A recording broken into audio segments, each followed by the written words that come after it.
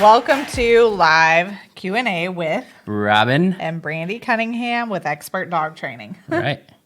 We established that intro for everything that we do. We just fill in the blank with whatever company we're recording for because we also own our own international ministry. I say own, but we really steward it. So We just run it. It's God's ministry, but we just do it. Well, same thing with the dog training stuff too. So yeah, exactly.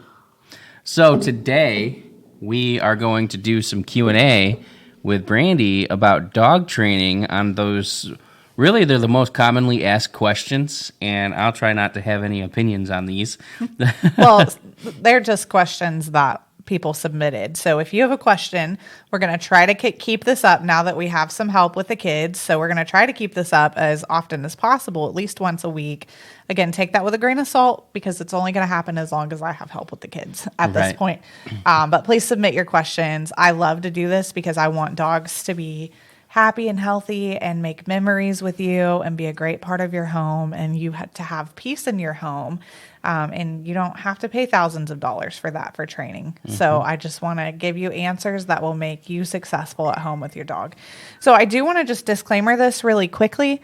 Obviously I'm not able to make these dog specific, so there are some cases where aggression's involved or where it's more needed for me to individualize the answer per dog, but you can take these and use the general concept with your dog as long as you're using, good discernment, making good decisions with your dog, because I'm not seeing your dog and I don't know your dog. I'm just answering questions. Okay, let's go. Right. So the first question we have is a good question because I've seen this done wrongly so many times, and I've been guilty of doing it myself until I knew better. But question number one is, what is the proper way to greet a dog? And I just want to put in there, recently we had somebody come to our home and get down at our dog's level and then get offended by the dog barking at them.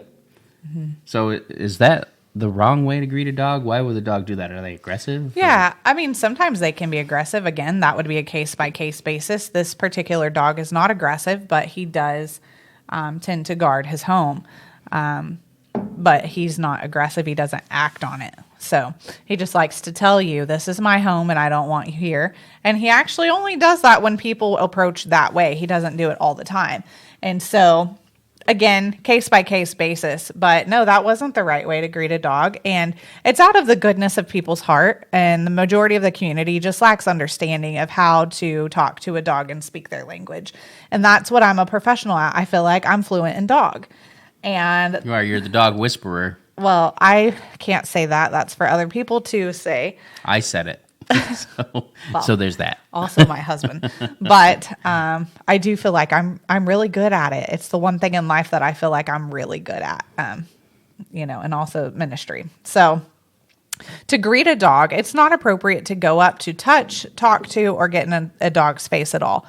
Also, bending down on their level is very intimidating. So a lot of people like to get down and come here. Hi, how are you? You're so cute. I love you so much. But that would be just like me getting in Robin's face and getting all excited. And there's a lot of people and dogs who don't appreciate that. A lot of people like their space. Sometimes we don't even like a handshake. Some people don't like to be touched. Some people don't like the high energy and they would rather have a calm, hello, how are you? So it's really important to pay attention to the dog's body language. And honestly, the best way to greet a dog is to not greet a dog.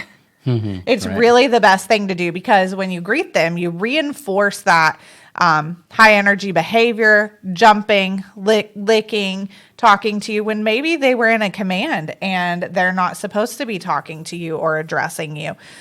Or maybe they're at their home and their owner is trying to practice calm when people come in because dogs get so excited to see people. It just helps when you ignore them and let them calm down. And then when they're ready, they can come up to and approach you. But I never recommend bending down to a dog's level. You don't know that dog because the question is, how do I greet? Which means you don't know them. And so you don't know if they're going to nip or bite. And I'm telling you, not all tail wags mean that they're happy. I have seen tail wagging dogs bite people's faces off. So Literally. a tail wag doesn't mean that they're happy all the time. And so you just want to be respectful of the dog, just like you would be respectful of a person, and reading their body language. And so to answer in summary, don't greet a dog, let them greet you. So would you stick your hand out to try and let the dog sniff your hand, or is there like a proper protocol? No, I mean, yeah, if it depends again on the dog. If I'm going up to a lab and this lab has never had any type of reactivity or aggression issues or anything like that, the lab's probably going to be more happy to see you than you are to see them. So it really depends on the dog. But like today, I was walking by a Great Dane who was growling lowly at me. And so when I walked past him, instead of standing there, I didn't keep going because I'm letting him know I'm not going to move just because you're growling at me. But B, I'm not going to stand here and go, good boy, good job, how are you? You're such a good boy, and stand face to face with this dog because he's large. He's like a horse, really. And so I'm pretty much at eye level. He's a little bit lower than me, but not much. So I'm not going to stand here and face him head on to greet him. I'm going to stand. I stood with my body to the side like this so that I'm not threatening him. I'm not challenging him. I'm not saying I'm up in your space. And I did have my hand out like this. I'm not putting it in his face. I'm offering it to him. But also I'm in charge. So I know that at a moment's notice, I can reach down and grab his collar and control him. Mm-hmm. But I'm not confrontational face on. I turn my body to the side and I hold my hand out. I don't hold it like this over them. So why wouldn't you pet the dog and tell him it's okay when he's acting negatively like that, when he's growling at you? It reinforces negative behavior. What does that mean? It means that it's telling him it's okay to act like that. So basically when a dog is growling at you or barking at somebody and you're petting the dog saying, it's okay, good boy, you're telling them it's okay, keep growling, and keep going after that person, keep doing this bad behavior, I want you to. That's what they're perceiving. Yeah, when a lot of people think that they're just trying to calm the dog because they think it's anxiety, and that's what we would do to another human. It's okay. You don't have to worry. I've got this. I'm right here with you. And you would give your confidence and your peace that you have to that person next to you. That's not how dogs work. That's good. So that brings up the next question is, how do I get my dog to stop barking at everything? Again, I feel like I'm going to say this on every question. It just depends on your dog. A really good way to start this behavior, this isn't going to be the end-all cure-all, but the thing to start is by teaching a command that lets them know everything is off limits, or the things that are off limits is how I meant to phrase that. So if they're counter surfing, if they're jumping, if they're nipping, if they're stealing your toddler's food, if they're stealing your food, if they're hiking their leg on something they shouldn't, I mean, getting on your bed when you don't want them on their bed, anything that you don't want them to do, including barking, you need one simple command for. You don't need drop it, leave it, don't do it, stop, no. You just need one word, because they will take that word and conceptualize it to anything that you don't want them to do. So in our household, we choose off because that's how I first learned that command. So just off in a real strong parenting voice, off. And your tone of voice is what's going to get it across. So if you're like, off, stop, or you're like, off, they're not going to get it because they're listening to your tone of voice is happy or it's unsure. But if you say off, you're saying to stop doing this right now. Now, the best way to pair that when they don't understand what the word means is to always have a leash on them in the home so that anytime that they're doing something you don't want them to do, you can redirect them with the leash in the moment. So they're climbing on the counter. You want to get them off the counter. You say off at the same time you're pulling them off the counter with the leash. Starting with the leash is really, really, really important if you want them to understand what you want them to stop doing. Because at the same time you tell them off, they're going to go, okay, well, what do I do with my little body now? I've got all this energy, but I don't know what to do with it, just like a kid, right? Just like a toddler. So we're just going to grab that leash, redirect them into a ball that you have they can play with, or a bone they can chew on, or something that they can do to get rid of that energy besides what they were doing. So you're going to use an off command. You're going to pair it with a leash to correct them, and then you're going to give them a distraction. And this is going to take a little while for, even just a week of being consistent is enough for them to understand that. And then when you're out places or you're at home and you tell them off, they know, oh, that means that I can't do whatever I'm doing. So you pair that with barking. Off, you can't bark. Okay. Excuse me. Now they're going to need a consequence and also a reward. I don't believe in positive or negative training. I believe in balanced training with an emphasis on positive training, okay? So yes, we want to set that boundary and let them know what they can't do, but then we want to reward them for doing the right thing also. So make sure when they are calm, you can start using a command like calm good girl, calm good boy. You can reward them for that. Or when they listen to off, you're welcome to reward. Some people don't, some people do. I think anytime I can give a human or a dog a reward, I'm giving it. So I don't withhold just because I had to correct them. Now that's a little controversy. But when it comes to certain commands, I don't reward them if I have to correct them. But when it comes to off, I will. Mm-hmm. So you can transfer that. Now, just to go a step further, there are some dogs that are going to look at you and go, why? You're not doing anything about it. And so with those dogs, you're going to know if you have one of those dogs pretty quickly within the first week, and you might need a bark collar. I do not endorse, recommend, or use anything shock. That's a whole nother conversation in and of itself, but you can try vibration. You can try the beep for a bark collar. They're pretty cheap on Amazon, like $30. And then the next step would be to properly e-collar train them with a TENS unit and start using that as well for all kinds of positive training. And I actually have how to use an e-collar on my website, the e-collar that I prefer that is not shock, why I prefer it. And I don't have any affiliation with them, so I don't get anything for promoting it, but it is just a really good training tool to have in your belt. Most times you don't want to introduce an e-collar if you don't know what you're doing. At all times, you don't want to introduce it because you can mess them up royally, and then it's really hard to get them back from that. So if you do introduce, make sure that you watch my videos on proper introductions, and you can even pay for a consult to ask me questions instead of paying for the full obedience package online or a board and train or a day stay and train, whatever. You can actually just do a consult to fill in the gaps of things I haven't answered on my YouTube. And then you're getting a really cheap way to train your dog. Right. And it's very effective. She can basically have a dog doing the things that you want to do within a few days. And that's just getting them to know the basic commands and establishing that. And then beyond that, you just... Soar. The next question is, how do I get my dog to stop pulling on the leash all the time? And that's like a big one because you've got little people with huge dogs that make them feel safe, and then you've got little dogs who can be the worst about pulling on leashes. And do you think that maybe having a retractable leash will help you to control your dog better if they're pulling on leashes a lot? Or because I see a lot of people using retractable leashes out there. What's your opinion on that? Well, I didn't expect you to pull out the retractable leash statement, but I should have known you would. Burn your retractable leashes. Throw it in the trash. I don't care. If you want your dog to have free range on the leash, get a 20 or 30-foot lead. Don't use a retractable leash, and I'm not going to answer why right now.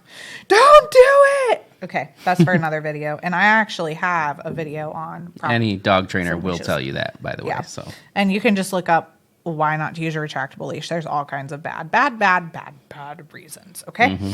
So the first thing to start with is, first of all, you need a properly placed collar. So if I'm walking a dog and they've got a collar that's all the way down here, I can't guide their neck. There's no movement. If I have a properly placed collar that's up here off of their trachea, around the back of their skull, then I can do this with the dog.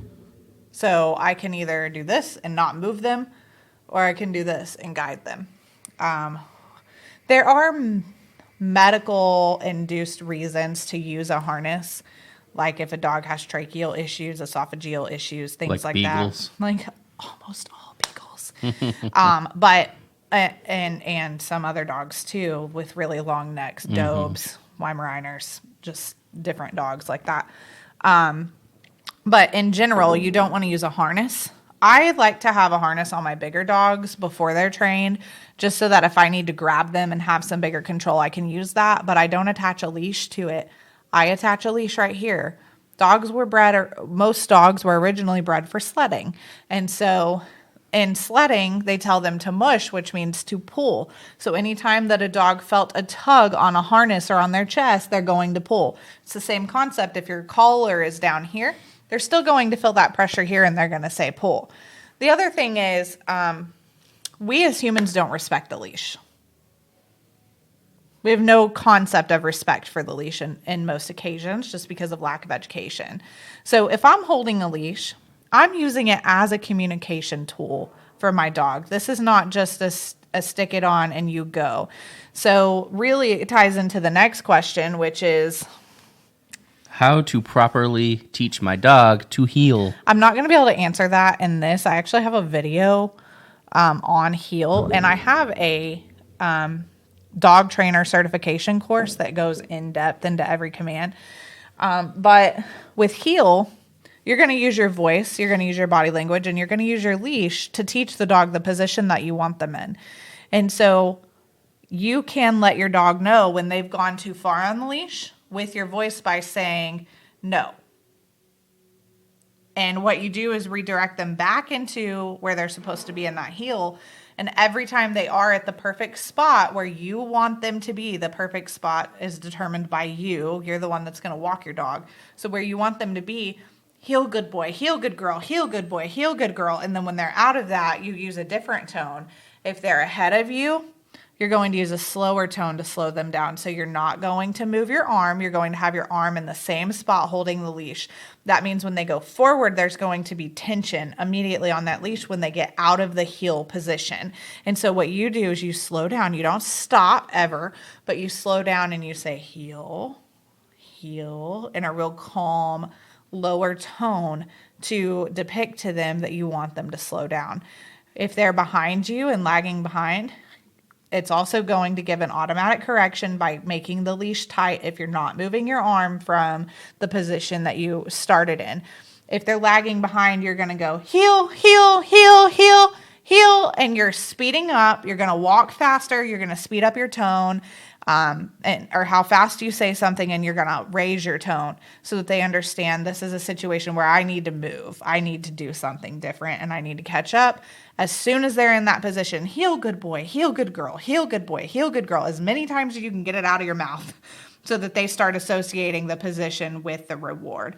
Now, at that time, you can also be dropping treats from right here. Learberg makes a treat dispenser, and it's like a little circle with a hole in the bottom of it. And you can just squeeze that heel good boy, heel good girl, and give an in-time reward and keep their attention focused on you. And then as you continue this for about 5 or 10 minutes and you continue to correct one way or the other, they are going to get the point that when there's tightness on the leash, I'm in the wrong place. From that moment forward, they will start listening to the leash and respecting the leash again. Too long, just like we'll just use retractable leashes for an example. A retractable leash is constant pressure. It's constant pulling. That's how it works. Okay. So yeah, you determine how far the leash goes, but they are going as far as they can on it, and it's always causing pressure. So they lose respect for the leash. It's no longer a way to talk to them. It's just something restraining them because it's constant pressure. So if you want your dog to listen, do not use a retractable leash. Another tip on heel, if they're coming, like let's say you want them to your left side, make sure that you walk them on the left side every time. Be consistent, or on the right side, whatever you want. But if you're walking them on the left side and they're getting just in front of you, the best thing you can do is do really tight left-hand circles. It's going to put them back in the position behind you, because when you turn, your body's going to shift and it's going to put them back in the position right behind your knee, or right behind your leg, which to me is the position they're supposed to be in. Now, the other thing to do if you're having trouble, like they get distracted when you make a turn, is just to let them know, hey, I'm going to make a turn. Just like I wouldn't be walking with Robin and we're on a walk at a park and I just turn and hit you when I want to turn, I'm going to say, hey, we're going to go that way. Let's go that way. Can we like go that walking way? with a toddler. Like, move. We're going this way now. I said we're going this way now. And they'll get it. So, Right. moving along, what would you say are the best, like, foundational things that you can teach your dog that you can build off of when you're training your dog for the basic commands and obedience and so forth? Well, the fundamentals, they need to know their name. So you can do positive association with their name, because if you're yelling their name all day and they don't know it, it's not going to make a difference. So the first thing I start doing is getting them to look at me when I say their name and giving a reward. Also, I would start crate training absolutely immediately. I don't care if your dog hates the crate. I don't care if you tell me it's torture for them. That's just all the more reason that they need the crate and they need the stability, and they need you to say, no, it's okay. You can do this. I believe in you. They need a crate. They need to potty train properly. I have a how to potty train properly video on my YouTube, and it's got 20 or 30,000 views or something crazy like that. It's by far my most popular video, but it is guaranteed to work every time unless your dog has a medical issue or you're inconsistent. So that's really important. The other thing is teaching the off limits command and making sure that you know your breed history. Do a wisdom panel or embark DNA test or whatever you want to do, so that you can learn what breeds make up your dog, so that you can learn the way that your dog wants to work and how to incorporate that into your everyday life. I think that's really important, because just like you want your kids to have a purpose and a meaning in life, your dogs need to have that also. And that requires you to do research and show them how to use those God-given talents and abilities focused in a way that they can do it. The other thing is you really want to focus on come. Come is a safety command. You don't want them to go out walking out your front door. You don't want them to go talk to a stranger that has a dog that may be aggressive. You don't want them to run and chase a cat in front of a car, things like that. So working on come is really, really fundamental to me as well. So does that tie in with, like, how to teach a husky not to chase a chicken? Or let's say you have, maybe it's not just a husky, any dog with a high Prey drive that likes to chase things like squirrels or cats or whatever. What do you do in that situation? I say huskies because the huskies we've had, that has been their, like, number one thing that they've gone to Love do. to kill chickens. Especially Alistair. And then you've got Aragorn, who's a squirrel killer. Alistair, who just ate a turtle the other day. Yeah. Poor little turtle. All of our husky mixes like to hunt, basically. Yep. So, And toads don't stand a chance. Toads and frogs in our yard. I know, and turtles. It's so sad. You come outside and there's just a leg of a frog left. You're like, where's the rest of it? And there's Alistair. Yeah, and his breath is bad for days. Smells like death for days. So this is a very complex question, because, to be honest, prey drive, and especially if they have already killed a chicken, that is now considered aggression, because they've gotten a taste of blood and they will want that again.